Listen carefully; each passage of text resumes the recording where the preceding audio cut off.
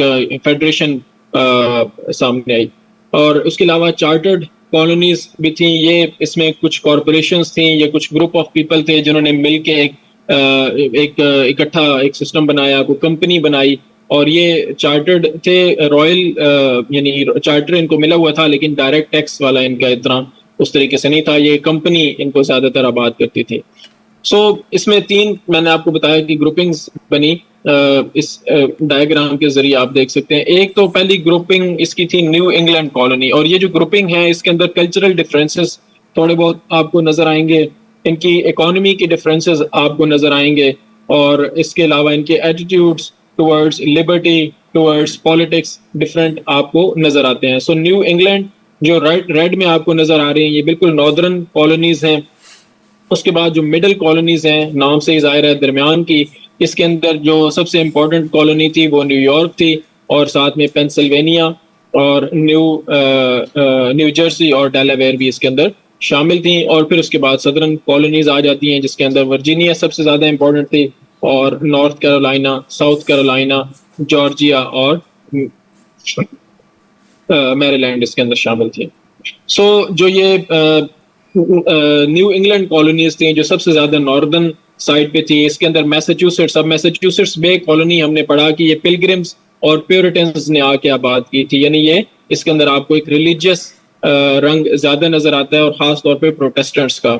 लेकिन इसके अंदर एक चीज ये भी थी कि यहाँ पे डिफरेंट किस्म के लोग आबाद हुए, और ये लोग ये नहीं चाहते थे कि यूरोपियन जो ये प्रॉब्लम्स थी वो यहाँ पे दोबारा उनको आके फेस करें, तो इन्होंने काफी ज्यादा टॉलरेंट सोसाइटी की बुनियाद रखी। एजुकेशन के ऊपर इनका बहुत ज्यादा जोर था। उसकी एक वजह यह भी थी कि यहाँ पे फार्मिंग बहुत मुश्किल थी, क्योंकि जो एरियाज थे वो थोड़े हिली एरियाज ज्यादा थे, तो इसकी वजह से फिर फार्मिंग की बजाय इन्होंने शिप बिल्डिंग को अपना ज्यादा इस पे फोकस किया। इकोनॉमी जो थी वो शिप बिल्डिंग के ऊपर ज्यादा इन्हिसार करती थी, और इसमें अच्छी इनकी ज्योग्राफी इनको सपोर्ट करती थी, तो इस एरिया के अंदर फिर इनके पास अच्छे मौके सामने आए हार्बर्स के, और यानी छोटी मोटी पोर्ट्स, जिसकी वजह से फिर इन्होंने काफी ज्यादा इस एरिया के अंदर फोकस किया शिप बिल्डिंग के ऊपर, क्योंकि फार्मिंग वहां पे डिफिकल्ट थी।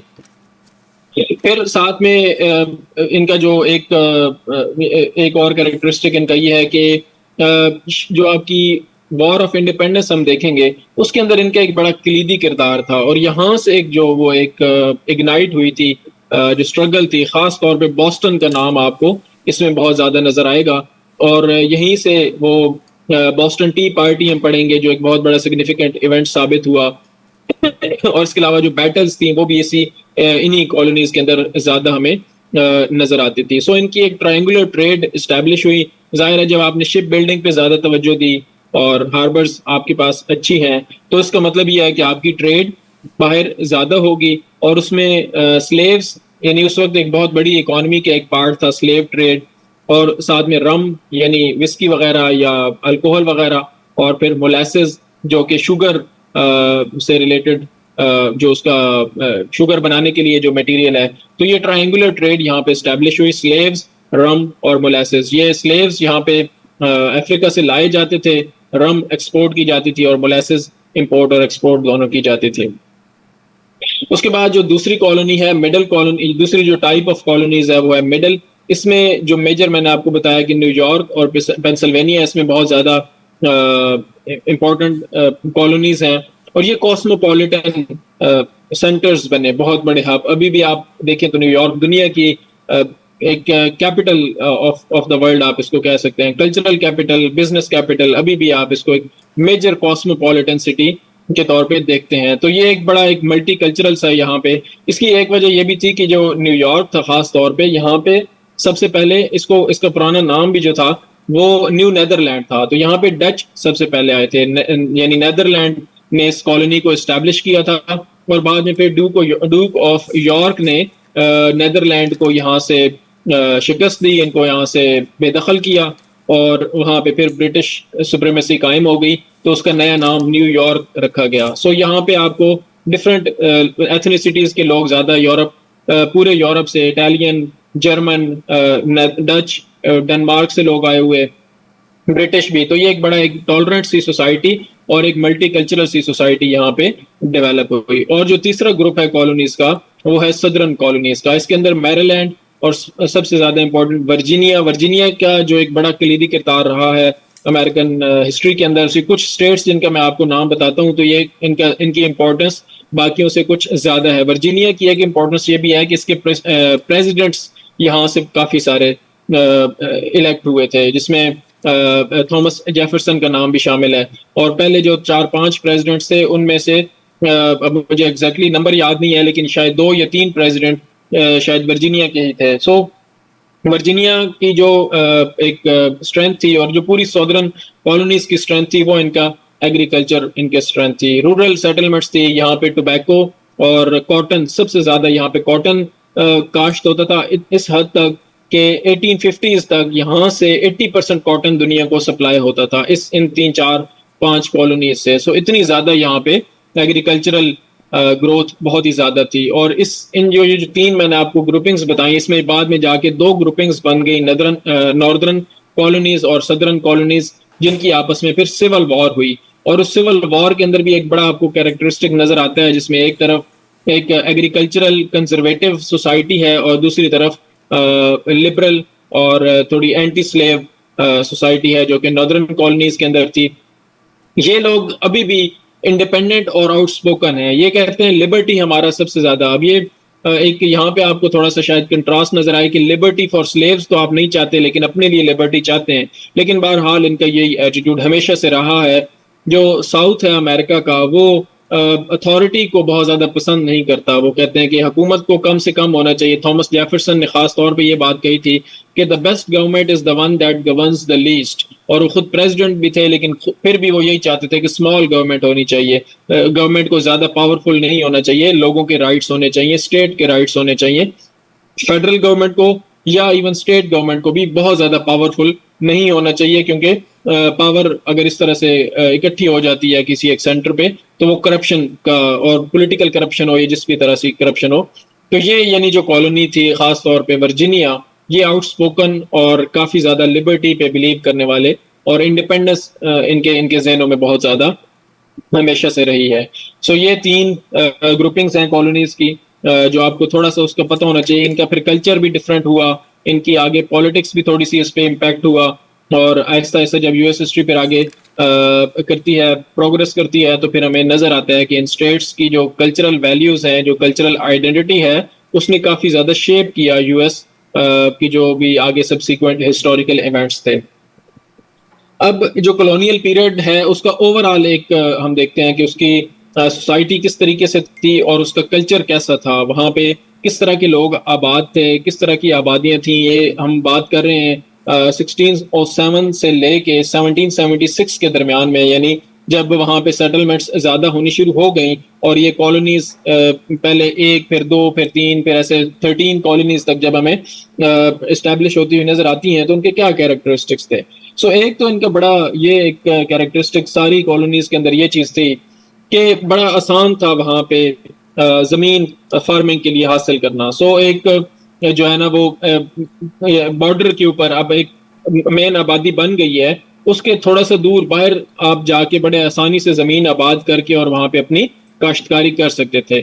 जब इस तरह की सिचुएशन हो और आपका जिस जगह पे आप आबाद हो वहां पे थोड़ी हुकूमत सख्ती करने की कोशिश करे, तो आप जो भी वहां पे मोहल्ला होगा उसमें से 10 लोग वहां से उठ के बाहर चले जाएंगे कि हमें क्या जरूरत है फजूल में इन लोगों की या मेयर की फजूल किस्म की हमें सख्ती बर्दाश्त करने की क्या जरूरत है, हम थोड़ा सा बाहर चले जाते हैं और अपनी आज़ादी और खुद मुख्तारी पे कोई बर्दाश्त नहीं करते। सो ये जब सिचुएशन थी तो फिर पॉलिटिक्स भी थी वो लिबरल, मजबूरन जो भी पॉलिटिशियंस थे उनको भी लिबरल पॉलिटिक्स ही अपनानी पड़ी, क्योंकि जो भी पॉलिटिशियन अगर थोड़ा सा ज्यादती करने की कोशिश करता था तो एक मैस एक्सोडस की सिचुएशन पैदा हो जाती थी। लोग उस टेरिटरी को, उस कॉलोनी को छोड़ के और इधर उधर मूव करना शुरू कर देते थे, क्योंकि वो खुद ऑलरेडी सेटलर्स थे, वो यूरोप से आए हुए थे। तो they thought that why should they care about the mayor when they have not recognized the authority of Britain or France or whatever region they were from. So they decided कि हम move कर जाते हैं, हमें कोई जरूरत नहीं है यहाँ पे बातें करने की। सो पॉलिटिक्स जो थी वो हमेशा से वहां पे लिबरल डेवलप हुई, ओवरऑल लिबरल पॉलिटिक्स वहां पे थी। उसके बाद साथ साथ एजुकेशन जो है वो एक बड़ा जरूरी एलिमेंट है। यूएस हिस्ट्री को जब आप देखते हैं तो उसमें आपको बड़ा नजर आता है कि यूएस एक बहुत पावरफुल स्टेट है और इतना अरसा हो गया है वो वहाँ पे सोसाइटी डेवलप हो रही है, और एक ऐसी जगह और भी कॉलोनीज आबाद हुई थी लेकिन वो सुपर पावर के स्टेटस तक इस तरीके से नहीं पहुंच सकी। एक उसमें से ये चीज जी, एजुकेशन वहाँ पे बहुत ज्यादा इंपॉर्टेंट रोल प्ले करती है। और एजुकेशन के लिए बड़े शुरू में ही जैसे ही वहाँ पे आबाद हुई थी, सेटलमेंट्स होना स्टार्ट हुई थी, तभी वो वहाँ पे कॉलेजेस और स्कूल्स एस्टेब्लिश होना शुरू हो गए थे।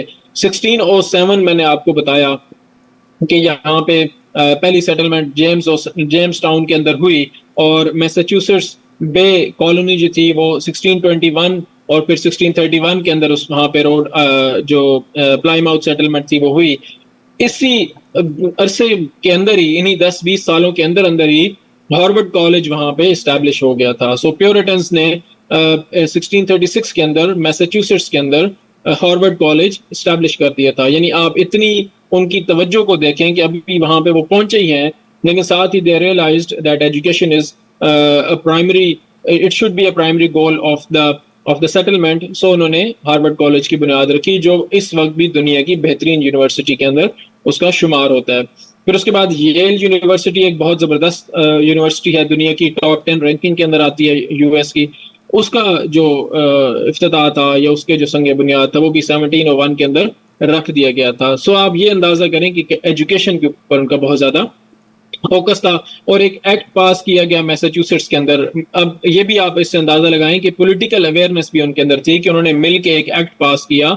उसका एक डिफरेंट बड़ा अजीब सा एक मतलब नाम है, यू एल्ड डिल्यूडर सेटन एक्ट। इसका मतलब यह है कि जो लोग तालीम हासिल नहीं करना चाहते तो उनके लिए इसमें कुछ चीजें थी कि उनको इनकरेज किया जा सके और उनको पढ़ाई लिखाई की तरफ माइल किया जा सके। सो इसमें यह भी एक चीज थी कि जो भी कोई टाउन होगा जिसके अंदर 50 फैमिलीज की तादाद हो जाएगी तो वो एक ग्रामर स्कूल लाजमी वहां पे इस्टेब्लिश करेंगे।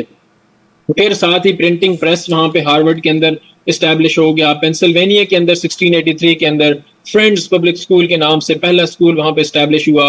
और उसके बाद कैम्ब्रिज में न्यूज़पेपर फर्स्ट जो है वो 1704 में पब्लिश होना शुरू हो गया। और जब 1745 यानी जिस एरा को हम देखते हैं कि इंडिपेंडेंस की तरफ जब मूवमेंट हमें नजर आती है, तो उस वक्त 22 न्यूज़पेपर्स थे नॉर्थ अमेरिका के अंदर। ब्रिटिश नॉर्थ अमेरिका से मुराद ये है कि कनाडा भी उसके अंदर शामिल है और अमेरिका भी उसके अंदर शामिल है। सो एक एजुकेशन उनका एक बहुत बड़ा शुरू से ही फोकस रहा है। फिर उसके अंदर एक गवर्नमेंट किस तरह से इमर्ज की। अब आप देखें कि एक मुख्तलिफ जगहों से लोग आ रहे हैं, यूरोप के अंदर से भी लोग आ रहे हैं, स्पेन के अंदर से भी हैं, फ्रांस के अंदर से भी हैं, और वो कॉलोनीज इस्टेब्लिश कर रहे हैं। और ख़ास तौर पे इसमें ब्रिटेन से काफ़ी ज़्यादा लोग भी हैं और ब्रिटेन का एक पॉलिटिकल क्लाउड भी है वहाँ पे। और ब्रिटेन की यानी एक तरह से पॉलिसी या गोल भी है कि इन जो सेटलमेंट्स हो रही हैं इनको किसी जगह पे जाके किसी शेप में लेके आया जाए, क्योंकि कॉलोनियल माइंडसेट बहरहाल उस वक्त ज़्यादातर ब्रिटेन का ही था। तो वो एक खास आपको फिर आहिस्ता आहिस्ता एक इमरजेंस नजर आती है वहां पे। सबसे पहले तो मैंने आपको बताया कि वहां पे मैसाचुसेट्स में उन्होंने ये एक्ट पास किया, तो मैसाचुसेट्स की एक अपनी वहां पे असेंबली की एक शेप बड़ा जल्दी वहां पे सामने आ गई थी। और मैसाचुसेट्स की जो ये असेंबली थी ये बड़ी इंपॉर्टेंट भी आगे जाके इंडिपेंडेंस के अंदर शामिल थी, क्योंकि ये लोग फिर क्राउन की बहुत सारी बातों को इनकार भी करते थे कि कहते थे कि हम यहाँ पे ब्रिटिश शहरी हैं, हम कोई नए लोग नहीं हैं, तो हमारा जो ताल्लुक है हमारी अपनी असेंबली होनी चाहिए, हम ब्रिटिश पार्लियामेंट के अंडर हमें नहीं कंसिडर किया जाना चाहिए, हमारी अपनी असेंबली हो और हमारे ऊपर किंग हो। सिर्फ हमारी जो बात है वो हमारे ऊपर कोई भी अगर किसी चीज का एक इन्फ्लुएंस हो सकता है वो किंग का हो सकता है, ब्रिटिश पार्लियामेंट हमारे लिए सॉवरेन नहीं है। सो वर्जीनिया का जब फर्स्ट चार्टर अप्रूव हुआ तो उसके अंदर इसको भी इसी तरीके से कंसिडर किया गया कि ये ब्रिटिश क्राउन का हिस्सा है, ये ब्रिटिश क्राउन से सेपरेट नहीं है। हाँ, ये ब्रिटिश कॉलोनी भी नहीं है, ये ब्रिटेन का अब पार्ट है और ये किंग के अंदर इसकी जो है वो अथॉरिटी आती है। इसके अंदर मैग्ना कार्टा एप्लीकेबल होता है, सिविल लिबर्टीज जो भी एप्लीकेबल हैं ब्रिटेन के अंदर वो यहाँ पे भी एप्लीकेबल है। अब ये चीज जो थी वो ब्रिटिश लॉ मेकर्स को पसंद नहीं आती थी, वो ये कहते थे कि नहीं हम लोग वहां पे लेजिस्लेट करेंगे। और साथ ही ये कि जो अमेरिकन कॉलोनीज हैं, जो 13 कॉलोनीज हैं, वहां पे उस तरीके से चीजें नहीं हो सकती, वहां के लॉज बिल्कुल इस तरीके से नहीं हो सकते जिस तरह से ब्रिटेन के अंदर हैं। सो ख़ास तौर पे यहाँ पे इनको जो वोटिंग राइट्स थे उनका उसके बारे में काफ़ी ज़्यादा इश्यूज थे, क्योंकि एक कंट्रोल रखना चाहता था क्राउन इन पे।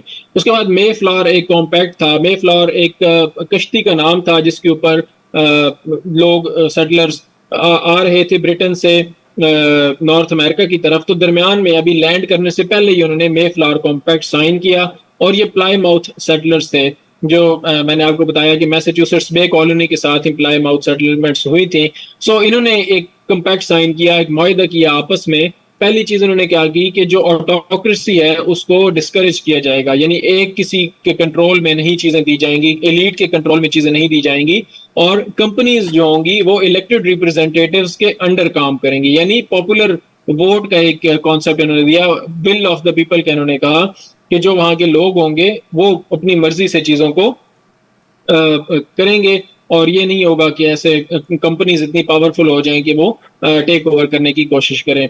फिर सेल्फ रूल होगा और आउटसाइड इंटरफेरेंस को बर्दाश्त नहीं किया जाएगा। फिर साथ में इंडिविजुअलिज्म और फ्रीडम के ऊपर बहुत ज्यादा एम्फोसिस था। ये जो फ्रीडम और इंडिविजुअलिज्म को अगर आप देखें तो इसके अंदर एक हमें प्रोटेस्टेंट जो फेथ है उसकी भी एक आपको एक थोड़ी सी छाप नजर आती है, क्योंकि जो कैथोलिक फेथ है वो इंडिविजुअलिस्टिक उस तरीके से नहीं है जितना प्रोटेस्टेंट इंडिविजुअलिस्टिक है। प्रोटेस्टेंट्स ये समझते हैं कि चर्च की अथॉरिटी नहीं होनी चाहिए, बाइबल हर किसी को खुद रीड करनी चाहिए, और डायरेक्टली हर बंदा अपनी जो उसके अमाल है वो खुद जिम्मेदार है। सो ये फ्रीडम और इंडिविजुअलिज्म खास तौर पे इसके अंदर एक प्रोटेस्टेंट जो फेथ है उसका भी एक काफी ज्यादा इनके ऊपर इम्पैक्ट था।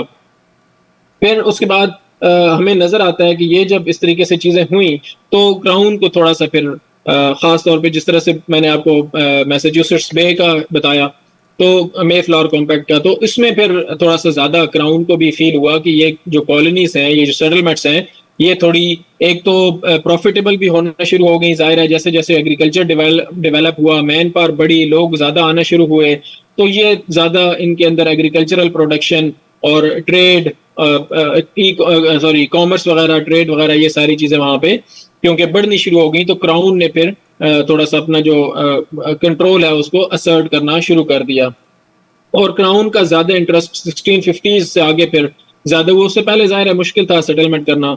और एक उस टाइम पे ये चीज थी भी से एक मर्केंटाइलिज्म का एक जमाना था जिसमें जो खास तौर पे इसके अंदर कॉलोनियलिज्म का पर्पस यही था कि जो पेरेंट नेशन है, जो पेरेंट स्टेट है, उसको बेनिफिट मिलना चाहिए कॉलोनीज से। सो रिसोर्सेज एक्सट्रैक्ट करनी चाहिए कॉलोनीज से और उनको एक्सट्रैक्ट करके पेरेंट स्टेट को फायदा होना चाहिए। तो ये मर्केंटाइलिज्म में खास तौर पे जो इकोनॉमिक मॉडल था वो इम्प्लीमेंट करना शुरू किया ब्रिटेन ने, और साथ ही इसमें अंदर कॉलोनियल रिसोर्सेज का उनको ये था कि ये हमें मौसूल होनी चाहिए, और साथ में ये कि हमारा कंट्रोल होना चाहिए। अब ये जब चीज हुई तो मैंने आपको अभी बताया कि मैसाचुसेट्स बे जो कॉलोनी थी वहां के लोगों ने एक अपनी असेंबली बना ली थी, तो उनका जो चार्टर था उसको अनल कर दिया गया 1684 के अंदर।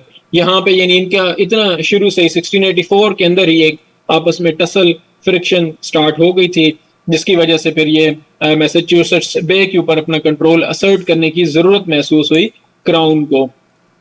फिर जो भी सेल्फ गवर्निंग कॉलोनीज थी उनको चार्टर दिया गया जॉइंट स्टॉक कंपनी का, और उनको इंडिपेंडेंट गवर्निंग सिस्टम की इजाजत दी गई। लेकिन इसमें यह थोड़ी सी चीज होती थी कि कोई भी कॉलोनी अगर लगता था कि अच्छा परफॉर्म नहीं कर रही तो उनको ये भी साथ होता था कि वो अपने साथ उसको मिला लेते थे। जैसे मैसाचुसेट्स को उन्होंने उसका चार्टर नल कर दिया और उसको ग्राउंड का कंट्रोल थोड़ा ज्यादा असर्ट किया वहां पे। सो इस तरीके से जब भी चीजें होती थी तो वो जो भी इस तरह की कोई कॉलोनी होती थी उसको रॉयल कॉलोनी के अंदर कन्वर्ट कर दिया जाता था। अगर किसी कंपनी की होती थी या किसी इंडिविजुअल की होती थी तो उसको उसके ऊपर अपना कंट्रोल असर्ट करने के लिए कोई ना कोई उसकी रीजन बना ली जाती थी। तो इसमें फिर क्राउन अपना कंट्रोल असर्ट कर लेता था।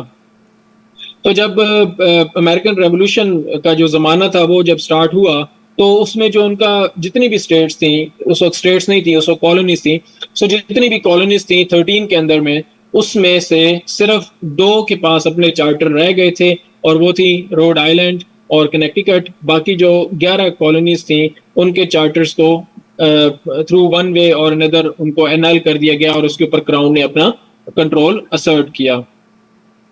अब ये जब जाहिर है एक चीज आप एक तो लोग इस तरह के हैं जो लिबर्टी के हक में हैं और वो वहां से इतना दूर सफर करके, इतना मुश्किल सफर करके शिप्स के अंदर इतना एक उन्होंने ओशन क्रॉस किया है और फिर आके आपके ऊपर एक कंट्रोल असर्ट होना शुरू हो जाए, तो ये चीज फिर जाहिर है ऐसे लोगों को समझ में नहीं आती। ऐसे लोग जो लिबर्टी को पसंद करते हो, फ्रीडम को पसंद करते हो, इंडिविजुअलिज्म को पसंद करते हो, तो ये फिर इसकी वजह से फ्रिक्शन स्टार्ट शुरू हो गई। सो अभी जो हम आगे पढ़ेंगे वो रेवोल्यूशन की तरफ हम मूव कर रहे हैं, यानी हमने स्टार्ट किया एंशियंट अमेरिका से, उसके बाद हमने सेटलमेंट्स को देखा कि किस तरीके से हुई, फिर उसके बाद कॉलोनीज को हमने देखा, और अब कॉलोनीज से आगे हम देखेंगे कि स्टेट्स बनने तक का कैसा सफर था।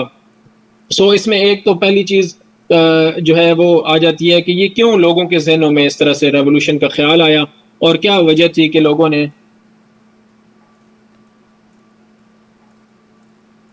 यानी किस तरह से लोग इकट्ठे हुए। जाहिर है आपने अगर एक इतनी बड़ी तब्दीली लेके आनी है तो वो चंद लोगों के जरिए से नहीं हो सकती, उसमें काफी ज्यादा लोगों की इन्वॉल्वमेंट होनी चाहिए। लोगों का जहन जब तक तब्दील नहीं होता तब तक इस तरह की तब्दीलियां बहुत मुश्किल से आती हैं। कोई इस तरह बाई फोर्स ये इस तरीके से तब्दीली, at the end of the day obviously it was a revolution, there was war of independence, a proper war of independence against the crown, but at the initial level it was not an armed struggle। इस हद तक कि बिल्कुल आखिरी 3-4 सालों से पहले आज़ादी का तस्वुर उस तरीके से मौजूद नहीं था अमेरिका के अंदर कि क्राउन से बिल्कुल हमें अलग हो जाना चाहिए या हमें बिल्कुल क्राउन के साथ के खिलाफ बगावत करनी चाहिए। सो ये एक thought process Aahista Aahista start हुआ और उसमें John Adams second president of United States थे, उन्होंने कहा था कि the revolution was effected before the war commenced, कि रेवोल्यूशन तो पहले ही आ चुका था इवन वॉर के स्टार्ट होने से पहले ही, और ये लोगों के ज़हन और दिलों के अंदर रेवोल्यूशन ऑलरेडी आ चुका था। उसमें क्या चीज़ थी मेन, जो उसमें कुछ आइडियाज़ हैं, एक तो है इनलाइटनमेंट के जो आइडियाज़ हैं। आपने इनलाइटनमेंट के बारे में अगर कुछ पढ़ा हो तो उसमें लिबरल फिलोसफर्स खास तौर पे जॉन लॉक के एक बहुत ज़्यादा एक इम्पॉर्टेंट रोल है लिबरल फिलोसफी के अंदर, और फिर जीन जैक रूसो का एक सोशल कॉन्ट्रैक्ट की थ्योरी। इन दोनों जो लिबरल थिंकर्स हैं इनके यानी इनको क्रेडिट दिया जाता है सोशल कॉन्ट्रैक्ट थ्योरी डेवलप करने का। और सोशल कॉन्ट्रैक्ट थ्योरी ये कहती है कि किसी भी शख्स को दूसरों लोगों के ऊपर हुकूमत करने का इख्तियार नहीं है, हुकूमत सिर्फ और सिर्फ लोगों की विल के जरिए से ही की जानी चाहिए और की जा सकती है। जब पॉपुलर विल ना हो, जब कलेक्टिव विल ना हो, तो लोगों को ये इख्तियार है कि अगर वो किसी हुकूमत से नाराज हैं, उसके खिलाफ खुश नहीं है, तो उसको वो घर भेज सकते हैं। सो ये जो आइडिया था, जो मोनार्की थी वो जाहिर है उसके बिल्कुल अगेंस्ट जाती थी। तो ये सोशल कॉन्ट्रैक्ट की थ्योरी लोगों ने आहिस्ता आहिस्ता, और एजुकेशन अगेन आपने ज़हन में रखना है कि एजुकेशन वहाँ पे बहुत ज़्यादा ऑलरेडी उस पर फोकस बहुत ज़्यादा था, तो लोग पढ़े लिखे थे और प्रिंटिंग प्रेस भी डेवलप हो चुके थे उस वक्त, तो dissemination of ideas was more popular and easier as compared to 100 years prior to that। So लोगों के जहनों में एक एनलाइटनमेंट के आइडियाज, लिबर्टी वगैरह के कॉन्सेप्ट्स थे, इंडिविजुअलिज्म, फ्रीडम के हवाले से लोगों को काफी चीजों का आइडिया था। सो इसकी वजह से काफी एक लोगों के जहनों में चीजें आना शुरू हुई, और फिर रैशनलिज्म, लॉजिकल थॉट के हवाले से डेवलपमेंट, साइंस का और रीजन का जो एक इनकलाब था एनलाइटनमेंट के जरिए से, वो जाहिर है। और ये यूरोपियन लोग थे, इनका बहुत कांटेक्ट भी था यूरोप के साथ, ट्रेड इनकी बहुत ज्यादा यूरोप के साथ थी। सो ये आइडियाज इनको बहुत ज्यादा इम्पैक्ट कर रहे थे। फिर अगेन मैंने आपको एक पीछे एक चीज बताई थी कि प्रोटेस्टेंट फेथ का काफी ज्यादा एक रोल इन लोगों के ऊपर इम्पैक्ट काफी ज्यादा था। ये एंटी कैथोलिक्स थे, ये कैथोलिसिज्म को पसंद नहीं करते थे, ये चर्च की अथॉरिटी को पसंद नहीं करते थे। और इसकी जो आपको यूरोपियन हिस्ट्री के स्टूडेंट्स को बहुत बेहतर आइडिया होगा, लेकिन या आपने अगर इंटरनेशनल रिलेशंस के हवाले से कुछ चीज़ें पढ़ी हैं, तो जो 1507 या 1515 के ईयर में मार्टिन लूथर ने जो अपने एडिक्ट्स 91 एडिक्ट्स थे शायद, वो पब्लिश किए थे जर्मनी के अंदर, और इसी दौर में प्रिंटिंग प्रेस डेवलप हो चुका था और गुटेनबर्ग बाइबल वो प्रिंट हुई और लोगों तक पहुंची। तो जब ये आइडियाज, इसकी वजह से रेफॉर्मेशन का पीरियड स्टार्ट हुआ क्रिश्चियन फेथ के अंदर, और कैथोलिक्स जो कैथोलिक चर्च था उसको काफी ज्यादा एक चैलेंज का सामना करना पड़ा प्रोटेस्टेंट फेथ से। सो ये यहाँ पे आके एक दो मुख्तलिफ एक फिरके बन गए क्रिश्चियनिटी के अंदर, और उनके आइडियाज काफी ज्यादा मुश्किल थे। ये जो लोग थे अमेरिकन, मैंने आपको पीछे बताया था कि परसिक्यूशन के शिकार थे, ज्यादातर प्रोटेस्टेंट्स थे। ये कैथोलिक चर्च के बिल्कुल खिलाफ थे। ये कहते थे कि ये जो कैथोलिक्स हैं ये बहुत ज्यादा कंट्रोल चाहते हैं, ये इस हद तक कंट्रोल चाहते हैं कि इंडिविजुअल लिबर्टी को खत्म करना चाहते हैं। और जो अमेरिका के प्रोटेस्टेंट चर्च हैं, जो अमेरिका के अंदर प्रोटेस्टेंट फेथ है, ये उसको भी खत्म करना चाहते हैं। तो ये एक बहुत ज्यादा एक यहाँ पे एक एंटी कैथोलिक सेंटिमेंट लोगों के अंदर बहुत ज्यादा आया, और ये काफी ज्यादा एक फियर था कि जो कैथोलिक चर्च है, और वो यूरोप के अंदर उसका एक इन्फ्लुएंस बहुत ज्यादा था, तो उसकी वजह से भी लोगों को एक इसका एक डर या खतरा था। फिर जॉन लॉक का मैंने आपको बताया, उसमें natural rights, responsible and accountable government, liberalism, life, liberty and property, limited authority of the government, और ओरिजिनल कंडीशन जो है मैनकाइंड की, it's a state of perfect freedom. ये जॉन लॉक के आइडियाज थे। आप इससे समझ सकते हैं कि एक बादशाह और उसकी फौज और एक कॉलोनी, और उस कॉलोनी के यानी मेंबर्स या उस कॉलोनी के इनहेबिटेंट्स, वो इन चीज़ों को कैसे एक्सेप्ट करते जब उन्होंने जॉन लॉक के आइडियाज को पढ़ना शुरू किया। और इसमें आगे मॉन्टेस्क्यू के आइडियाज भी आएंगे। जेन जॉक रूसो एक बहुत इंपॉर्टेंट रोल था। So freedom of individuals, constitution होना चाहिए, अथॉरिटी एक खास हद तक होना चाहिए, लिमिटेड गवर्नमेंट होनी चाहिए, ये इनके आइडियाज। ये सारे आइडियाज ट्रांसपोर्ट हो रहे हैं टुवर्ड्स यूएस सेटलर्स, जो वहां पे लोग रह रहे हैं, वो इन चीजों को पढ़ रहे हैं, इन चीजों को अपने अंदर इन चीजों को इंटरनलाइज कर रहे हैं।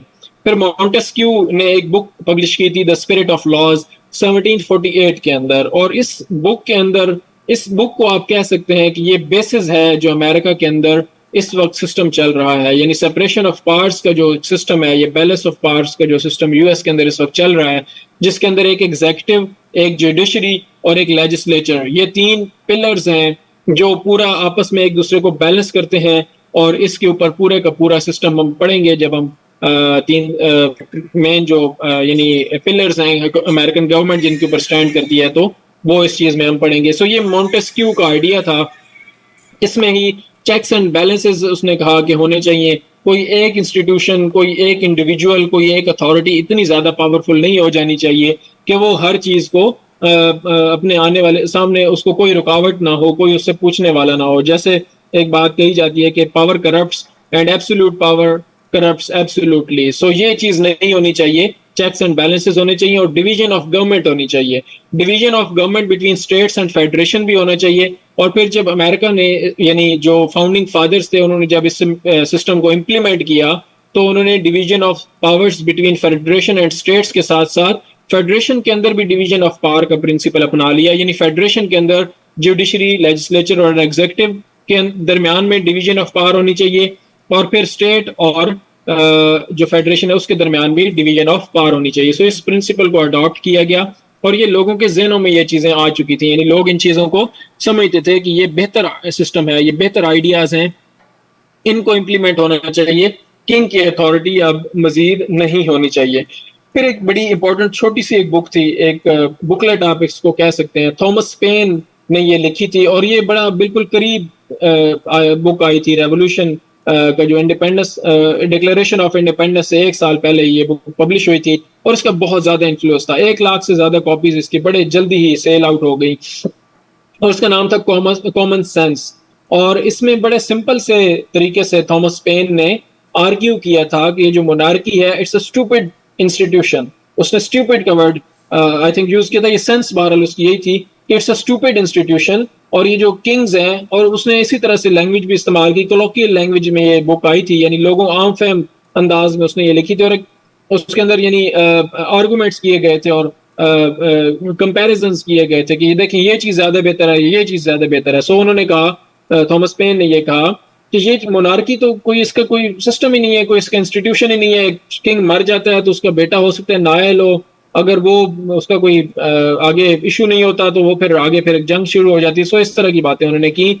और ही आर्ग्यूड कि एक सॉवरेन सिस्टम होना चाहिए जो कि उसके ऊपर बेस्ड हो, जो लोगों की विल के ऊपर बेस्ड हो, जो लोगों की कलेक्टिव विल के हिसाब से डिसीजन हो, और गवर्नमेंट उसके ऊपर बने ताकि एक सिस्टम चले, बजाय इसके कि आपने इंडिविजुअल्स के ऊपर इस बात को छोड़ के रखा हुआ है।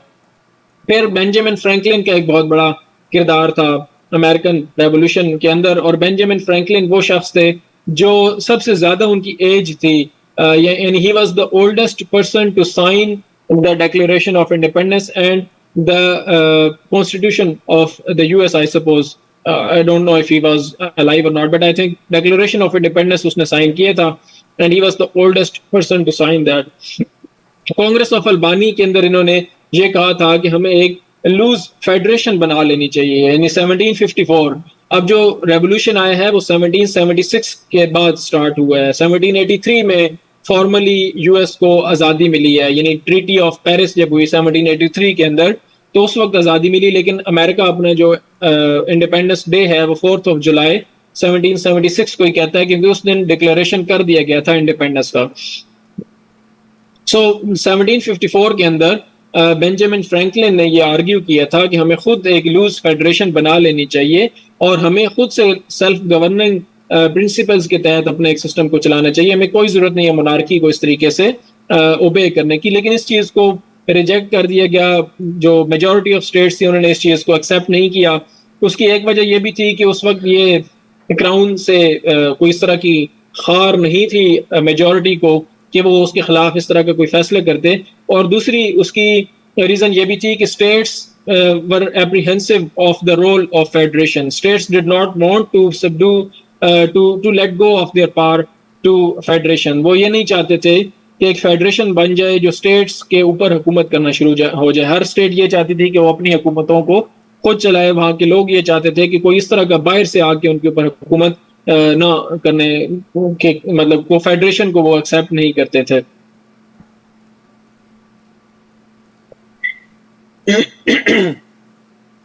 अब वॉर ऑफ इंडिपेंडेंस, अब आपने ये तो देख लिया कि किस तरीके से ये लोगों के जहनों में ये आइडियाज फ्लरिश कर रहे थे।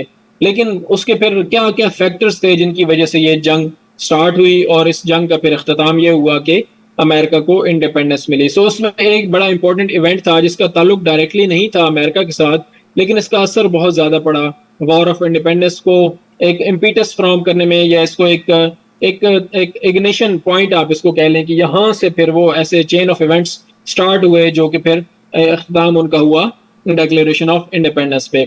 1754 के अंदर फ्रेंच इंग्लिश वॉर हुई थी। उस दौर में अगर आप उसको कोरिलेट करें या उसको थोड़ा सा कंपेयर करें तो सब कॉन्टिनेंट के अंदर भी ईस्ट इंडिया कंपनी ने अपना इन्फ्लुएंस बढ़ाना शुरू कर दिया था, और बंगाल में इन्होंने अपने इतनी एक आर्मी वहां पे जमा कर ली थी कि 1761 के अंदर बैटल ऑफ प्लासी हुई, जिसमें नवाब सिराजुद्दौला को शिकस्त हुई और ब्रिटिश फुटप्रिंट जो है वो आहिस्ता आहिस्ता स्टार्ट होना शुरू हो गया बरे सगीर के अंदर। उन्होंने अपनी गवर्नमेंट बनानी शुरू कर दी। सो ये वो टाइम था 1754 के अंदर ब्रिटेन ने जो है वो एक वॉर लड़ी फ्रांस के साथ, और उस वॉर के अंदर ब्रिटेन को कामयाबी हुई। ये 7 years वॉर भी इसको कहा जाता है, फ्रेंच एंड इंडियन वॉर भी इसको कहा जाता है, और यानी इसको फ्रेंच इंग्लिश वॉर भी कहा जाता है। ये 7 साल की तकरीबन जंग थी। उसके बाद 2 साल पीस नेगोशिएशंस पे भी लग गए। इसमें शिकस्त तो हो गई फ्रांस को, लेकिन काफी ज्यादा नुकसान भी हुआ ब्रिटेन को। इसके यानी जो बहुत ज्यादा रिसोर्सेज इस्तेमाल हुए, बहुत ज्यादा उसमें सोल्जर्स बहुत ज्यादा हुए, नुकसान हुआ, टेरिटरी नई उसमें एक्वायर हुई, तो एक नया उसका सिस्टम एक्वायर करने में थोड़ा सा मुश्किल हुई यानी ब्रिटेन को। तो इसमें फिर एक जो है वो इस वॉर की वजह से जो ब्रिटिश क्राउन था उसने स्टार्ट कर दिया कुछ अपना कंट्रोल ज्यादा असर्ट करना शुरू कर दिया। उसमें एक चीज तो ये भी थी कि जो ब्रिटिश ट्रूप्स थे वहां पे वो कहते थे कि हमने आपको डिफेंड किया है फ्रेंच से भी, और जो बाकी वहाँ के इंडियंस हैं हम उनसे भी आपको डिफेंड करते हैं, तो हमें आप टैक्सेस ज्यादा दें, हमारी जो भी यहाँ की रिक्वायरमेंट्स हैं उनको आप पूरा करें।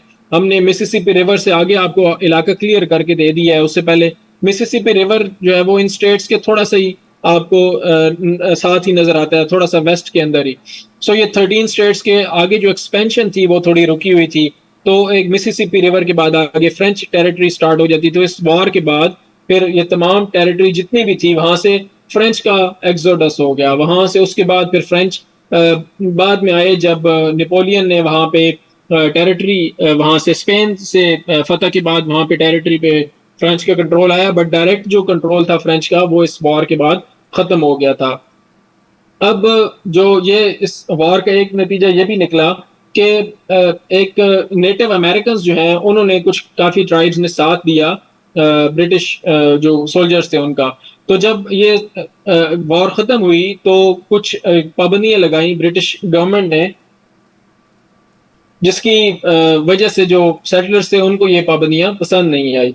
उसमें एक तो ये चीज़ थी कि कनाडा जो है वो ब्रिटेन ने अपने पास डायरेक्टली उसको रूल में रखा, और एक जो फ्रेंच थे ज़ाहिर है वो वहाँ से चले गए, तो डबल हो गई टेरिटरी ब्रिटिश जो यानी क्राउन की टेरिटरी डबल हो गई। अब उस डबल टेरिटरी को कंट्रोल करने के लिए आपको सोल्जर्स चाहिए, उन सोल्जर्स को हाउस करने के लिए, उनको स्टे करवाने के लिए आपको वहाँ पे प्लेसेस चाहिए, आपको घर चाहिए, बैरक्स चाहिए, और उनको ज़ाहिर असला वगैरह देने के लिए आपको पैसा चाहिए। सो ये कुछ चीज़ें ऐसी थी जिनकी ज़रूरत फिर क्राउन को फील हुई। और दूसरी चीज़ ये हुई कि आपको जब एक फतह हुई है तो उसके बाद फिर आप और ज़्यादा इम्बोल्डन हो जाते हो। आप कहते हो कि हम तो क्योंकि हमने फ्रेंच को मार भगाया यहाँ से, तो फिर तो अब हमारा ही कंट्रोल होना चाहिए, कोई इस तरह का ऐसा नहीं होना चाहिए जो हमारे इस चीज़ को एक तो चैलेंज कर सके। और दूसरा साथ में ये भी हुआ कि ये सारी टेरिटरी जब आ गई तो क्राउन ने ये फील किया कि अब हमें थोड़ा सा इसको ऑर्गेनाइज करना चाहिए, इसको थोड़ा एक अपने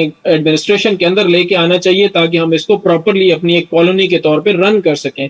उससे पहले एक लूज थोड़ा सा कंट्रोल था, उसमें काफ़ी ज़्यादा चीज़ें अलाउ कर दी जाती थी, लेकिन इसके अंदर फिर जो सिस्टम एक नया डेवलप करने की ज़रूरत ज़ाहिर है पेश आई, क्योंकि इतना ज़्यादा बड़ा आपने एक चीज़ को कंट्रोल कर रहे हैं। अब इस एक तो ये एक यानी जो सेटलर्स थे उन्होंने साथ दिया था ब्रिटेन का, उसमें जॉर्ज वॉशिंगटन ने खुद पार्टिसिपेट भी किया था और बड़े अच्छी बैटल्स के अंदर लड़ाई भी की थी। लेकिन साथ ही ब्रिटेन ये कहता है कि हम अपना कंट्रोल असर्ट करेंगे, तो ये बहुत ज़्यादा एक रिसेंटमेंट की कैफियत यहाँ पे पैदा हुई। जो सेटलर्स थे उन्होंने कहा कि ये तो हमारा नहीं इस तरीके से हो सकता कि हम आपको खाम खा में हमारे ऊपर एक कंट्रोल असर्ट करने की कोशिश की जाए, जबकि हम आपका साथ वैसे ही दे रहे हैं, हमने कोई बगावत तो नहीं की, हम आपकी आर्मी का भी हिस्सा है, हमने डिफेंड भी किया है, सारा कुछ किया है, लेकिन आप जो है वो बहुत ज़्यादा इसके ऊपर हमारे ऊपर कंट्रोल करना शुरू हो गए हैं। सो ये जो उस वक्त ब्रिटिश नॉर्थ अमेरिकन इनको आप कहेंगे, उन्होंने ये कहा कि हम इस तरीके से आपकी चीज़ों को एक्सेप्ट नहीं करते। सो पहली जो रीज़न होगी वो आ गई आपकी फ्रेंच इंडियन वॉर या ब्रिटिश फ्रेंच वॉर ऑफ 1754, ये पहली रीज़न। फिर उसके बाद एक और इसके अंदर रीज़न ये थी कि जो नॉर्थ अमेरिकन सेटलर्स थे वो थे तो ब्रिटिश ही ज़्यादा मेजोरिटी उनकी, लेकिन उन्होंने अपना ही कल्चर वहाँ पे डेवलप कर लिया था, उनका अपना पॉलिटिकल सिस्टम भी उन्होंने काफ़ी हद तक डेवलप कर लिया था, और कल्चर बिल्कुल उनका डिस्टिंक्ट था। 100 साल उन्होंने वहाँ पे एक जनरेशन पैदा हुई, फिर दूसरी जनरेशन भी वहाँ पे पैदा हुई, तो इस वजह से वो लोग अपने आप को काफ़ी हद तक एक डिस्टिंक्ट आइडेंटिटी के तौर पे समझने लग गए, और उन्होंने कहा कि हम ब्रिटिश उस तरीके से नहीं है जिस तरह पहले वहाँ के लोग अपने आप को ब्रिटेन का पार्ट समझते थे। तो ये एक नई कल्चर, एक नई आइडेंटिटी यानी हमारे सामने उस दौर में आती है। फिर एक तो कॉन्फिडेंस भी इनके अंदर बहुत ज़्यादा था, यहाँ पे बहुत ज़्यादा सक्सेस हुई थी इन लोगों को। कॉटन इन्होंने ग्रो किया, टोबैको इन्होंने ग्रो किया, इन्होंने शिप बिल्डिंग के अंदर बहुत ज़्यादा तरक्की की, तो एक बहुत ज़्यादा कॉन्फिडेंस आया यहाँ के लोगों में कि हम खुद इतने खुद मुख्तार हैं, हम खुद ये सारी चीज़ें कर सकते हैं, हम प्रोडक्शन भी खुद कर सकते हैं, हम एग्रीकल्चर भी खुद रन कर सकते हैं, हम ट्रेड को भी बड़े अच्छे तरीके से चला सकते हैं। सो ये भी इनके जहनों में ये कॉन्फिडेंस भी था। और फिर साथ में छोटे छोटे एक्सपीरियंसेस भी थे उनको सेल्फ गवर्नमेंट के, जिस तरह मैसेच्यूसेट्स बे चार्टर मैंने आपको बताया, वर्जीनिया चार्टर मैंने आपको बताया, इस तरह के वो उनको एक असेंबलीज के साथ उन्होंने बना के अपने गवर्नमेंट का सिस्टम उन्होंने चलाया हुआ था। और फिर पॉपुलेशन भी काफ़ी ज़्यादा हो चुकी थी, यानी 1760s के अंदर तकरीबन 15 लाख के करीब वहाँ पे लोग मौजूद थे। 15 लाख काफ़ी आबादी है उस दौर के हिसाब से, अगर आप देखें जब आबादी वैसे ही कम थी। सो ये 3-4 ऐसी चीज़ें थी जिनकी वजह से वहाँ के लोगों के जहनों में थोड़ी सी तब्दीली आई कि हम जी हमारा डिस्टिंक्ट कल्चर भी है, हम सक्सेसफुल भी हैं, सेल्फ गवर्नमेंट भी हमने की हुई है, और हमारी आबादी भी काफ़ी है। तो फिर हम वो उनको अपने आप को उन्होंने एक नए तरीके से देखना शुरू कर दिया। फिर उसके बाद जब ब्रिटेन ने अपना कंट्रोल असर्ट करना शुरू किया, तो कॉलोनीज तो ये एक्सपेक्ट कर रही थी कि उनको ज्यादा फ्रीडम मिलेगा, क्योंकि वो अब वहां से फ्रेंच निकल चुके हैं, तो सिक्योरिटी के वो इश्यूज नहीं है। लेकिन बात उसकी उल्ट हो गई, और फिर जो एक्सपेंशन वो चाहते थे वेस्ट की तरफ, बिल्कुल उसके ऊपर भी काफी हद तक उन्होंने पाबंदियां लगाई, खासतौर पर इंडियन ट्राइब्स के साथ जो उनकी सेटलमेंट्स हुई ब्रिटेन और ब्रिटिश क्राउन की, उसमें कुछ पाबंदियां लगाई गई कि आप लोग वेस्टवर्ड एक्सपैंड नहीं कर सकते। और ये एक बहुत बड़ा पॉइंट था जिसको एक्सेप्ट करने के लिए सेटलर्स तैयार बिल्कुल भी नहीं थे। वो कहते थे कि ये वेस्टवर्ड एक्सपेंशन तो हमारा बुनियादी हक है, ये तो कभी भी नहीं हो सकता कि हम इन्हीं 13 स्टेट्स या 13 कॉलोनीज के ऊपर ही इक्तफा करें, हमने तो और ज्यादा एक्सपैंड करना ही करना है, हमें कोई नहीं इस चीज से रोक सकता। तो ये एक बहुत ज्यादा इनके ऊपर एक ब्रिटिश की पाबंदी भी थी, साथ ही साथ ऊपर से फ्रेंच भी वहां से चले गए थे। तो अब आपको एक खुली टेरिटरी भी मिल रही है, लेकिन आपको पाबंदी भी लगाई जा रही है। तो ये कॉन्फ्लिक्टिंग सा एक इशू एक आया था, जिसकी वजह से फिर एक फिजा पैदा हुई, एक रिजेंटमेंट पैदा हुई। उसके बाद एक इशू जो सबसे बुनियादी इशू है, जिसका ब्रिटिश वॉर के अंदर सबसे ज्यादा उसको अहमियत हासिल है, और आपने जरूर ये नारा सुना होगा, no taxation without representation. Taxation का इशू बहुत बुनियादी इशू था, जिसकी वजह से ये सारा प्रॉब्लम स्टार्ट हुआ, और जिसकी वजह से लोगों ने फिर ब्रेक अवे की हद तक भी जाने का फैसला कर लिया।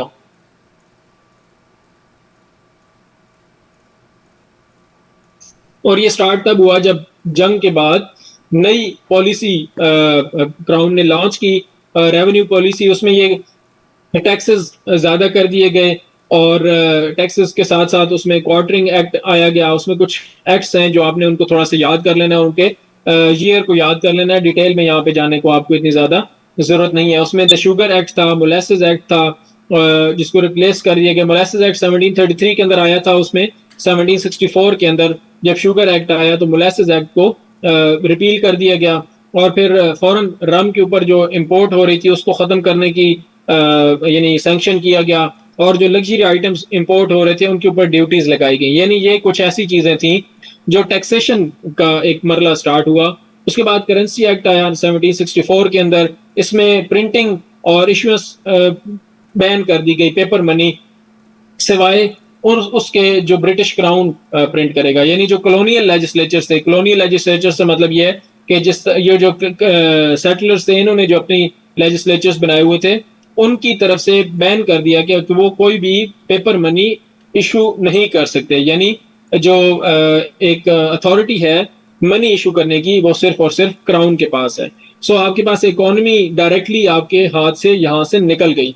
फिर क्वार्टरिंग एक्ट आया, 1765 के अंदर भी आया, और 1773 के अंदर दोबारा भी आया। इसके अंदर ये कहा गया कि ग्रेट ब्रिटेन के जितने भी सोल्जर्स हैं वो अमेरिकन बैरक्स के अंदर रहेंगे, पब्लिक हाउसेस के अंदर रहेंगे, और क्राउन कभी भी रिक्वेस्ट कर सकता है या ऑर्डर कर सकता है किसी भी एंटिटी को, किसी भी कॉरपोरेशन को, कि वो सोल्जर्स को अपने उसमें अपनी जो उनकी एस्टेब्लिशमेंट्स हैं उनके अंदर बना दें। अब ये प्रॉब्लम यहाँ पे काफी ज्यादा हुई कि सोल्जर्स काफी ज्यादा हो रहे थे, तो वो लोग जो थे वो कहते थे कि हमारे घरों में आप लोग सोल्जर्स को किस तरीके से आबाद करें। और ये एक ऐसा इशू था जिसको फिर अमेरिका के जो फर्स्ट 10 अमेंडमेंट्स हैं, जो बिल ऑफ राइट्स है, उसका भी हिस्सा बनाया गया। यानी इस इशू को बाद में कैरी किया गया और अलाउ किया गया, यानी प्रोहिबिट किया गया कि पीस टाइम के अंदर सोल्जर्स क्वार्टरिंग नहीं होगी, बैरक्स इस तरीके से नहीं बनाई जाएंगी सिटीज के अंदर, सेटलमेंट्स के अंदर।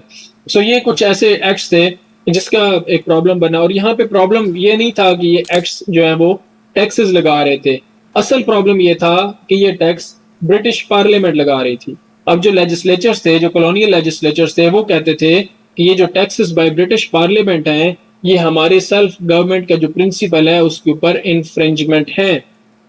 आप कौन होते हैं हमारे ऊपर टैक्स लगाने वाले? हमारी रिप्रेजेंटेशन नहीं है ब्रिटिश पार्लियामेंट के अंदर। ब्रिटिश 2 हाउसेज हैं इस वक्त भी, आई डोंट नो कि उस वक्त कितने थे, यानी हाउस ऑफ कॉमन्स और हाउस ऑफ लॉर्ड्स। तो सेटलर्स ये कहते थे, कॉलोनियल जो सेटलर्स थे वो ये समझते थे कि जब हमारी रिप्रेजेंटेशन ही नहीं है, आप ब्रिटेन के अंदर टैक्स लगाते हैं, ठीक है, समझ आती है, वहां के लोगों की रिप्रेजेंटेशन है पार्लियामेंट के अंदर, वहां के लोगों के जो इलेक्टेड नुमाइंदे हैं वो पार्लियामेंट के अंदर बैठे हुए हैं, वो अगर टैक्स लगाते हैं तो वो लोगों की मर्जी से लगा रहे हैं। हमारा तो कोई वहां पे रिप्रेजेंटेटिव नहीं बैठा हुआ, हमारे से तो कोई बंदा वहां पे जाके पार्लियामेंट में हमारी आवाज नहीं उठाता, तो फिर आप कौन होते हैं हमारे ऊपर टैक्सेस लगाने वाले? या तो हमें वहां पे यानी एक रिप्रेजेंटेशन दें उस पार्लियामेंट के अंदर, या जो हमारे अपने लेजिस्लेचर्स हैं उनको एक्सेप्ट करें कि वो हो सिर्फ वही, क्योंकि वो हमारे रिप्रेजेंटेटिव्स हैं तो सिर्फ वही हमारे ऊपर टैक्स लगा सकें। तो ये प्रिंसिपल है नो टैक्सेशन विदाउट रिप्रेजेंटेशन का, कि टैक्सेस सिर्फ और सिर्फ वो बंदे लगाएंगे जो लोगों के नुमाइंदे हैं। ब्रिटिश पार्लियामेंट के अंदर रिप्रेजेंटेशन नहीं है, तो ब्रिटिश पार्लियामेंट को टैक्सेशन की भी इजाजत नहीं होनी चाहिए। ये यहाँ पे आके एक बहुत बड़ा इशू खड़ा हुआ सेटलर्स के और ब्रिटिश क्राउन के दरमियान में। यानी नो टैक्सेशन विदाउट रिप्रेजेंटेशन का जो नारा है वो उसकी ये बेसिस बनती है, उसका ये रैशनल है। अच्छा, अब फिर उसके बाद जो सबसे कंट्रोवर्शियल एक्ट था वो था द स्टैंप एक्ट। ये इसको थोड़ा सा अपनी डिटेल में इतना आपको पता होना चाहिए कि इसका क्या था। पीछे जो हमने पढ़े थे वो इतने ज्यादा उसमें नहीं ऐसी चीजें। इसमें एक ये चीज थी कि जितने भी इंपॉर्टेंट पेपर्स थे उन सब के ऊपर एक ब्रिटिश स्टैंप लगेगी। यानी कि आप न्यूज़पेपर है तो उसके ऊपर भी ब्रिटिश स्टैंप लगेगी, कोई आपका पैम्फलेट है तो उसके ऊपर भी एक स्टैंप लगेगी, और उस स्टैंप की एक कीमत होगी। यानी वो एक रेवेन्यू ऑफिस से जाके आपने स्टैंप लगवानी होगी हर किस्म के पेपर के ऊपर। जो लीगल डॉक्यूमेंट्स होंगे यानी वकला का जो भी काम होगा वो सारे के सारे डॉक्यूमेंट्स के ऊपर ये स्टैंप लगी हुई होगी, और इस स्टैंप के बदले में वो पे करेंगे वो जो भी वहां पे रेवेन्यू का ऑफिस होगा। फिर जो जितने भी न्यूज़पेपर्स या जो सहाफती कागज हैं इंपॉर्टेंट हैं उनके ऊपर भी स्टैंप लगेगी। यानी आपने इम्पैक्ट किया डायरेक्टली सहाफियों को भी, वकला को भी, सहाफियों को भी। उसके अलावा भी जितने इंपॉर्टेंट पेपर्स थे उनके ऊपर ये स्टैंप का एक रूल लगा दिया गया, जिसकी वजह से बहुत ज्यादा इशू हुआ। अब ये ऐसा एक प्रॉब्लम था जिसकी वजह से तकरीबन हर सेगमेंट ऑफ सोसाइटी और खास तौर पे इंटेलिजेंसिया और जो वर्किंग क्लास थी उसके ऊपर बहुत ज्यादा, और मिडिल क्लास आपको पता है सबसे ज्यादा स्ट्रांग होती है इन चीजों में, तो उनका बहुत ज्यादा इम्पैक्ट पड़ा। और जिसकी वजह से बहुत ज्यादा एक रेजिस्टेंस भी आई और लोगों ने इनकार कर दिया इस चीज का कि हम ये चीज नहीं मानते, ये टैक्सेशन हम नहीं मानते। ये क्राउन ने, ब्रिटिश पार्लियामेंट ने जो टैक्सेशन हमारे ऊपर लगाई है ये टोटली अनकॉल्ड फॉर है, ये इसका कोई वो नहीं बनता, रैशनल नहीं बनता, कोई लॉजिक नहीं बनता, सो हम इसको नहीं मानते। और इसके यानी जो रिएक्शन था उसके अंदर फिर सन्स ऑफ लिबर्टी, एक बहुत इंपॉर्टेंट ऑर्गेनाइजेशन यूएस हिस्ट्री के अंदर, सन्स ऑफ लिबर्टी को यानी उनकी बुनियाद रखी गई 1765 के अंदर। और इसका बेसिक मकसद यही था कि ये जो स्टैंप एक्ट लगाया गया है इसको रेजिस्ट किया जाएगा, अगर जरूरत हुई तो वायलेंटली इसको रेजिस्ट किया जाएगा। हम इसको किसी सूरत में भी इसकी इम्प्लीमेंटेशन को नहीं होने देंगे। अगर इसकी इम्प्लीमेंटेशन हो गई तो उसकी वजह, उसका फिर जो आगे रिजल्ट निकलेगा वो ये होगा कि हर चीज पे फिर हमारी टैक्सेशन लगा दी जाएगी और किसी भी चीज में हमारे लिए रिप्रेजेंटेशन नहीं होगी किसी भी चीज में। यानी एक ट्रेंड ऐसा सेट हो जाएगा जिसको फिर हम कंट्रोल नहीं कर सकेंगे। सो इस चीज को बहुत ज्यादा रेजिस्ट किया गया सन्स ऑफ लिबर्टी की तरफ से। अब इसका इम्पैक्ट ये हुआ कि लोगों ने बाइकआउट करना शुरू कर दिया, और मेड इन अमेरिका तो उस वक्त उस तरीके से नहीं था, लेकिन लोकली जो मैन्युफैक्चर्ड चीजें थी उनके ऊपर फिर लोगों ने जोर देना शुरू कर दिया। और यानी एक तो उसमें ये भी था कि जो बाहर से चीजें आ रही थी उनके ऊपर ड्यूटीज लगी हुई थी, टैक्सेस लगे हुए थे, तो लोगों ने कहा कि बाहर से आप चीजें मंगवाई नहीं, ब्रिटेन से तो बिल्कुल कोई चीज आपने नहीं मंगवानी। आप कोई भी इस तरह की चीज आपने जो बाहर से आ रही है उसकी बजाय आप लोकल प्रोड्यूस को फरोग दें और लोकल चीजें इस्तेमाल करें। तो उसकी वजह से ब्रिटेन के साथ जो ट्रेड थी उसमें बहुत ज्यादा कमी आ गई। और मैसाचुसेट्स असेंबली ने स्टैंप एक्ट कांग्रेस को यानी उसका एक बुनियाद रखी, उसमें ये एक नो टैक्सेशन विदाउट रिप्रेजेंटेशन की बात की गई, और ये कहा गया कि ये जो ब्रिटिश पार्लियामेंट है इसके पास मैंडेट नहीं है, हमारी तरफ से इसके पास कोई अथॉरिटी नहीं है कि कोई भी लेजिस्लेशन करे कॉलोनिस्ट्स के लिए। सिर्फ किंग को हम पावर देते हैं, किंग की पावर है कॉलोनीज के ऊपर, और किंग के नीचे वही उसी तरह से लेजिस्लेचर्स हैं जिस तरह से लेजिस्लेचर ब्रिटेन के अंदर मौजूद है। सो यहाँ के लेजिस्लेचर्स इस जो कॉलोनीज है उनके लिए रूल्स या लॉज बनाएंगे, और किंग को सिर्फ अथॉरिटी है, हम सिर्फ उसको मानते हैं, बाकियों को हम नहीं मानते। अब यहाँ पे क्या हुआ कि 1766 के अंदर ब्रिटेन ने फिर एक बड़ी एक मेजर्ड किस्म का रिस्पांस दिया। 1766 के अंदर स्टैंप एक्ट को रिपील कर दिया गया। अब ये एक बहुत अच्छा एक यानी इकदाम था, जो कॉलोनाइजर्स थे, जो सेटलर्स थे, उनके लिए एक फतह की बात थी। लेकिन जो पार्लियामेंट थी उसने साथ ही डेक्लेरेटरी एक्ट भी पास कर दिया। उन्होंने कहा कि ठीक है, हम स्टैंप एक्ट को रिपील तो कर रहे हैं, और जो शुगर एक्ट का प्रॉब्लम था उसमें भी आप लोगों ने बात की थी, तो हम उसको भी मॉडिफाई कर रहे हैं। लेकिन साथ में हम ये भी आपको बता दें कि जो पार्लियामेंट है वो ऑथोराइज्ड है कॉलोनीज के लिए लेजिस्लेट करने में। यानी ये डिक्लेरेटरी एक्ट पास करने का मकसद ये था कि एक इख्तियार दे दिया गया पार्लियामेंट को, लीगली लॉफुली, कि हम बॉस हैं, हम डिसाइड करेंगे, और parliament is authorised to legislate for colonies. ये जो नो टैक्सेशन विदाउट रिप्रेजेंटेशन है, इसको रिजेक्ट कर दिया गया।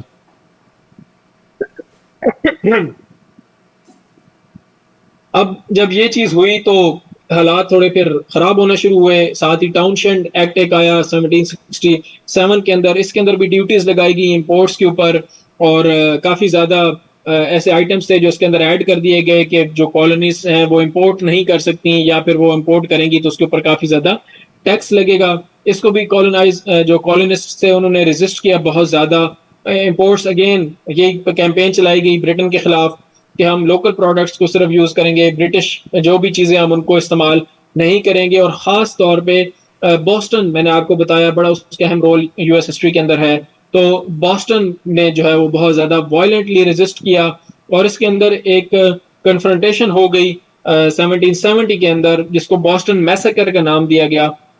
अब आपको ब्रिटिश सॉरी यूरोपियन यानी जो यूएस के जो अफेयर्स हैं, यूएस की हिस्ट्री है, उसके अंदर आपको एक चीज हमेशा एक थीम नजर आएगा कि वो हर चीज को एक बढ़ा चढ़ाकर बयान करते हैं। उनकी हर चीज ग्रेट है, हर चीज उनकी बड़ी है, वो हर चीज को बहुत ज्यादा एक तरह से उसकी बड़ी प्रमोशन बड़ी अच्छी से करते हैं। सो इस जो मैसेकर है उसके अंदर सिर्फ 5 लोगों की डेथ हुई थी, लेकिन उसको मैसेकर का नाम दिया जाता है। मैसेकर एक बहुत सीरियस टर्म है, लेकिन बॉस्टन मैसेकर इसको अभी तक यूएस हिस्ट्री के अंदर नाम दिया जाता है। इसमें हुआ क्या था कि कुछ ब्रिटिश सोल्जर्स थे जो कि वहां पे बॉस्टन के अंदर मौजूद थे, तो आहिस्ता आहिस्ता बॉस्टन का एक क्राउड जमा होना शुरू हो गया, जिन्होंने इनको हैरस करना शुरू किया, उनके ऊपर कुछ चीजें फेंकने शुरू कर दी। जो भी जिसके हाथ में कोई चीज आती थी वो इनको पत्थर मार रहा था, कोई जूते मार रहा था, कोई सब्जियां फेंक रहा था, जिसके हाथ में जो चीज थी वो इनके ऊपर फेंक रहे थे। तो आहिस्ता आहिस्ता ये थोड़ा सा जो क्राउड था ये वायलेंट होना शुरू हुआ, तो गोली चल गई। गोली के नतीजे में फिर फायरिंग हुई। फायरिंग के बाद उसमें 5 कॉलोनिस्ट, 5 अमेरिकन की डेथ हो गई। और ये एक ऐसा वाक्य था जिसकी बाद फिर हालात बहुत ज्यादा खराब हो गए। बॉस्टन मैसेकर को बहुत ज्यादा पब्लिसिटी दी गई, अखबारात ने इसको बहुत ज्यादा पब्लिश किया, इसको बहुत ज्यादा एक यानी उछाल के इसको, और इसको एक बहुत ज्यादा सेंटिमेंट्स इसकी किए गए, क्रिएट किए गए। तो उसकी वजह से फिर हालात इस तरह से पहुंचे कि टाउनशेंड एक्ट को करना पड़ा, रिपील करना पड़ा 1770 के अंदर ही। कुछ उसके बाद कौम थोड़ी सिचुएशन काम हो गई, लेकिन जो कुछ ड्यूटीज थी वो खत्म नहीं की गई। यानी एक्ट तो रिपील कर दिया गया, लेकिन कुछ ड्यूटीज ऐसी थी जो लगाई रखी गई टी के ऊपर खास तौर पे, ताकि एक कंट्रोल क्या लोगों को पता चलता रहे कि बॉस कौन है, कौन लेजिस्लेशन करेगा। ऐसा नहीं है कि आप लोग समझें कि आपने ये एक रिपील करवा ली है तो बस आपकी मर्जी चलेगी। मर्जी हमारी चलेगी, ठीक है, हम आपकी इसमें एक मान तो लेते हैं, लेकिन वो प्रिंसिपल वही है कि जो ब्रिटिश पार्लियामेंट है वो ऑथराइज्ड है लेजिस्लेट करने के लिए।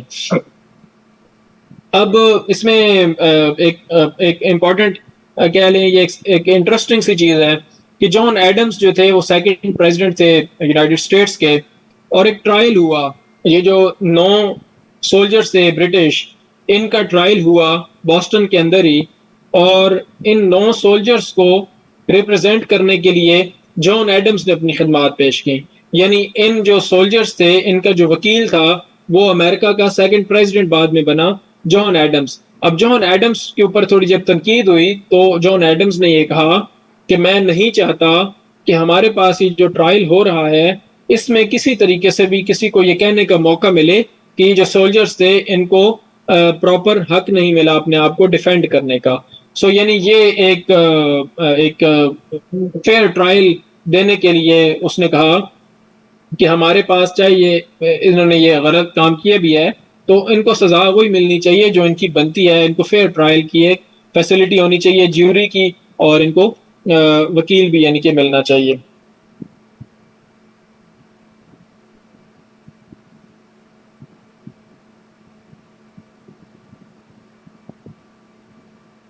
अब इसमें एक हम और पढ़ लेते हैं, बॉस्टन टी पार्टी, और उसके बाद फिर रेवोल्यूशन का जो चीजें हैं उसको हम इसमें इतनी ज्यादा चीजें हैं, ठीक है।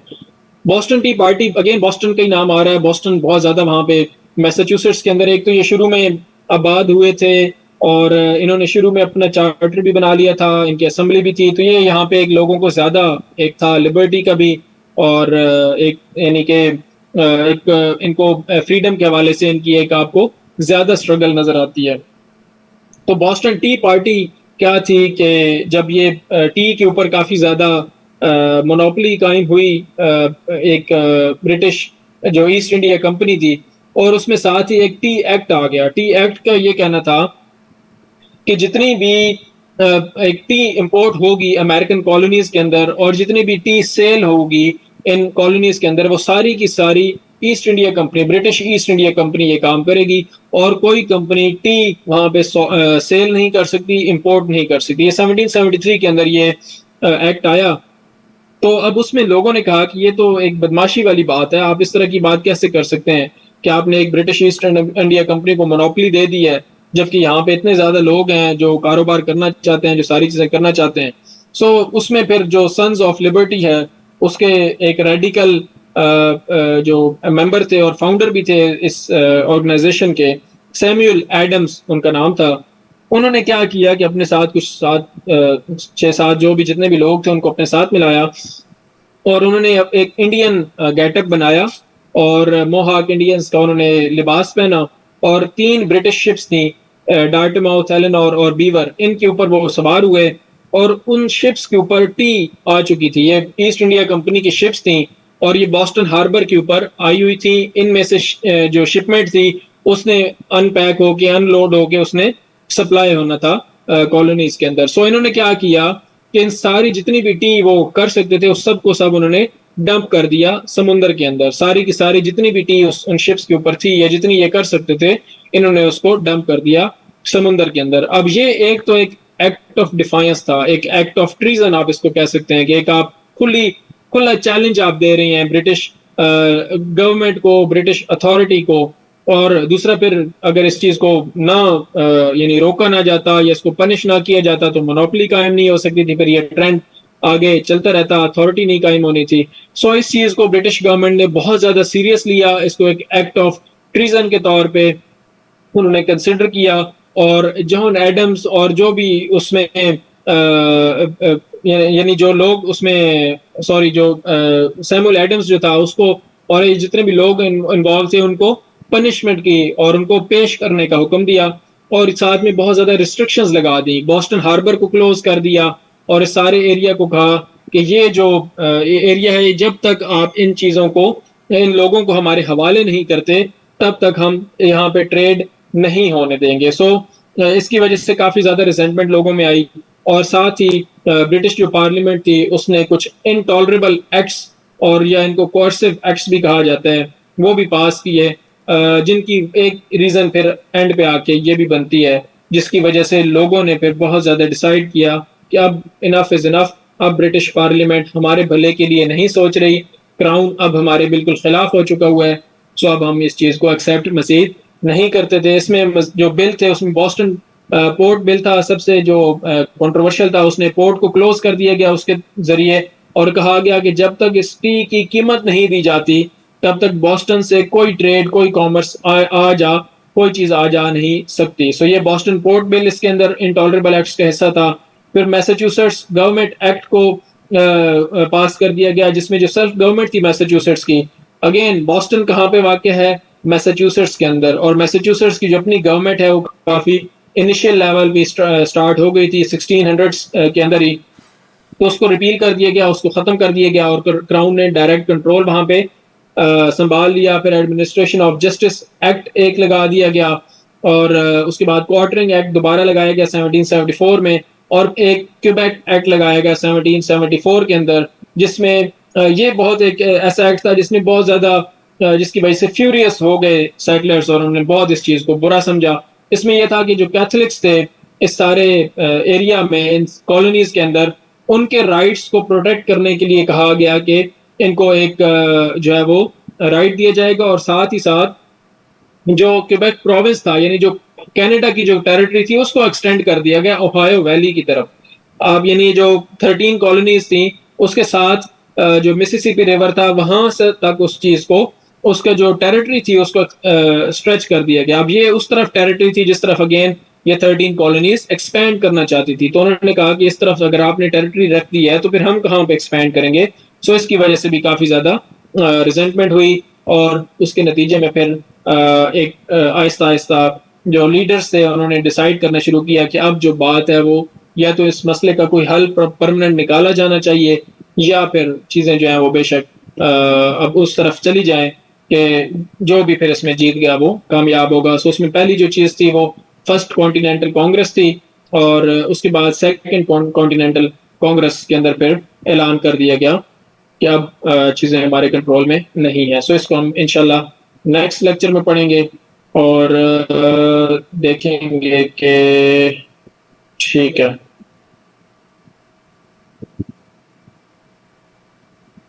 जी, कोई आपका अगर कोई क्वेश्चन हो तो आप पूछ सकते हैं उसके लिए।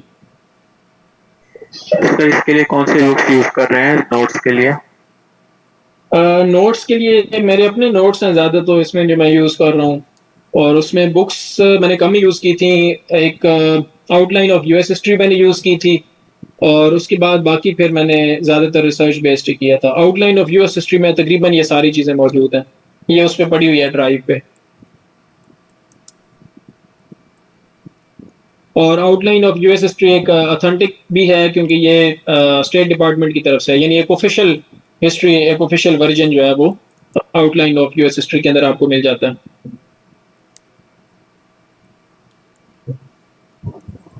सर अस्सलाम वालेकुम। जी वालेकुम अस्सलाम।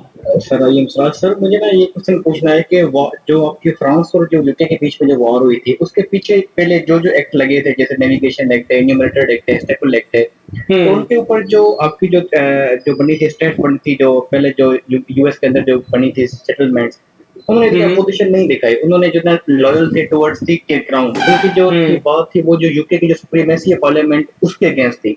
तो सर जैसे ही फ्रांस की वॉर खत्म हुई है, तो उसके बाद जो स्टैम्प एक्ट लगा 1765 के अंदर, तो उसी एक्ट में उन्होंने इतनी अपोजिशन दिखाई कि भाई उनका जो एक्ट था वो यूके की जो पार्लियामेंट है उसको जो ना वो वो जो ना करना पड़ा तो इसके पीछे क्या रीजन थी? ये कह सकते हैं कि भाई जो डेप्थ का मसला था कि जो यूके जा रहा था कि भाई जो यूएस है वो डेप्थ भरे, या उनकी जो फ्रांस के पास जो पहले जो जंग वगैरह होती थी उनको पहले होता था खतरा कि भाई हमें एक्सपेंशन करनी चाहिए। तो उसके पीछे कौन से रीजन थे जिन्होंने मतलब सेटलमेंट्स को मोटिवेट किया कि आप यूके को जो है ना वो अपोज करें? जो दो आपने बातें बताई बिल्कुल ये ठीक है। एक तो फ्रांस से काफी खतरा था सेटलर्स को, तो अब वो खतरा खत्म हो चुका था। तो यानी एक ओपोजिशन आपके सामने जो है वो ब्रिटेन अब रह गई है। तो पहले जरूरत थी आपको ब्रिटिश सोल्जर्स की, ब्रिटिश रिसोर्सेज की अगेंस्ट फ्रांस या उसकी इंकर्जन्स। तो एक तो वो बिल्कुल ये बात ठीक है। और दूसरी जो बात है कि उसमें ज्यादा जो ब्रिटिश को नुकसान हुआ था, उसमें टैक्सेस उन्होंने बहुत ज्यादा करने शुरू कर दिए थे, और उसकी रीजन यही थी कि वार की कॉस्ट बहुत बहुत ज्यादा थी। और उस रीजन के अंदर जो वार की कॉस्ट थी वो ब्रिटेन ये कहता था कि हमने आपके लिए जंग लड़ी है, तो अब आप इसको पे करें। जो हमारा डेट है या जो हमारा खर्चा है, ये जो सोल्जर्स हैं इनको आप क्वार्टर करें, इनका आप खर्चा अब आप लोग उठाएं, क्योंकि हमने अपने लिए ये जंग नहीं लड़ी, ये हमने आपके लिए लड़ी है। लेकिन साथ ही साथ इसमें आपको एक एवोल्यूशन ऑफ आइडियाज या एवोल्यूशन या एक ऑर्गेनाइजेशन भी नजर आती है कॉलोनीज के अंदर। यानी कांग्रेस ऑफ अल्बानी हो रही है 1754 के अंदर। उससे पीछे हमने देखा कि मॉन्टेस्क्यू की बुक आ रही है, और आहिस्ता आहिस्ता जो सेटलर्स हैं, जो कॉलोनिस्ट्स हैं, ये थोड़े यानी इनकी इकोनॉमी ग्रो कर रही है, इनकी आइडेंटिटी की हमने पढ़ा कि इनकी एक डिस्टिंक्ट आइडेंटिटी भी आ रही है।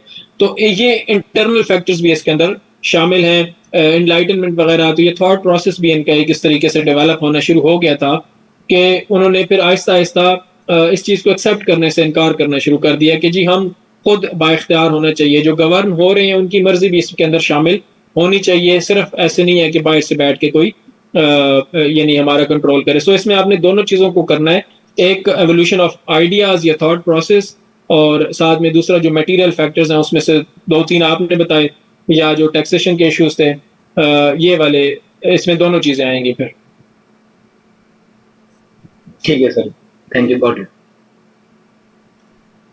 अच्छा जी, आपके पास उर्दू में आउटलाइन ऑफ यूएस उर्दू में भी है, मुझे नहीं पता था।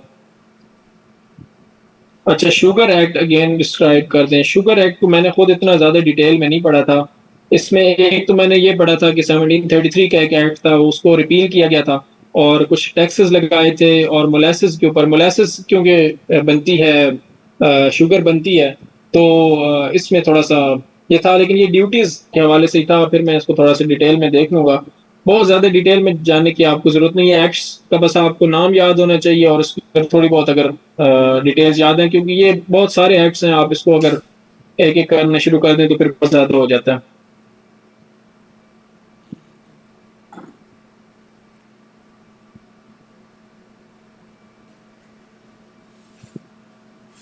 ये और भी क्वेश्चन है?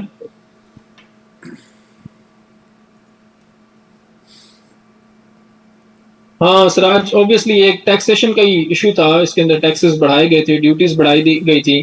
तो अब कुछ लग्जरी आइटम्स के थे। सर आपकी मास्टर्स किस में है? मेरा मैकेनिकल इंजीनियरिंग है जी। मास्टर्स मैंने नहीं, बीएससी किया हुआ है सर। तो ज्यादातर जो ये एक्ट्स हैं इसमें इश्यूज ये टैक्स के हवाले से थे, यानी रेवेन्यू जनरेशन। मेन आपको इसको लिंक करेंगे ना आप, यानी वॉर जो हो रही है 1754 की, उसके बाद ब्रिटेन के पास पैसे हैं नहीं, डेट उनका बहुत ज्यादा बढ़ चुका है और वो चाहते हैं कि ये जो खर्चा जितना भी हुआ है ये अब एक्सट्रैक्ट किया जाए कॉलोनी से। तो मेन जो इसमें एक थीम आपको एक कॉमन थीम नजर आएगा, वो टैक्सेस का है, रेवेन्यू जनरेशन का है। और फिर जब ये इतना ज्यादा हुआ तो जो कॉलोनिस्ट थे उन्होंने भी कहा कि इतना ज्यादा जो है वो हम नहीं करेंगे, इतना ज्यादा पे हमें, हम क्यों इतना ज्यादा पे करें, ये हमारी सरदर्दी तो नहीं है, ये ब्रिटेन का काम है, उन्होंने जंग लड़ी है, आप वही भुगते हैं इस चीज को। और दूसरा फिर रिप्रेजेंटेशन का उन्होंने बात करनी शुरू कर दी कि हमारी मर्जी तो चलती नहीं है, फिर हमारे ऊपर टैक्स कैसे लगा रहे हैं आप लोग। Mercantilism, yes, mercantilism was a big factor obviously, कि एक आपने जो ब्रिटेन है वो बहुत ज्यादा उसको करता था, इन चीजों को पे बहुत ज्यादा उन्होंने फोकस किया हुआ था। और फिर कॉलोनियलिज्म का एक माइंडसेट ही यही था ब्रिटेन का, कि उसमें एक्सट्रैक्ट किया जाए, ज्यादा से ज्यादा रिसोर्सेज एक्सट्रैक्ट की जाए, बजाय इसके कि उन कॉलोनीज को डिफेंड करने के लिए आप अपने पास से खर्चा शुरू कर दें या अपना उधार लेके उस जंगों को करना शुरू कर दें। तो बेसिक आइडिया तो ये था कि कॉलोनी को है वो ज्यादा से ज्यादा अपने पेरेंट कंट्री को रिसोर्सेज प्रोवाइड करनी चाहिए।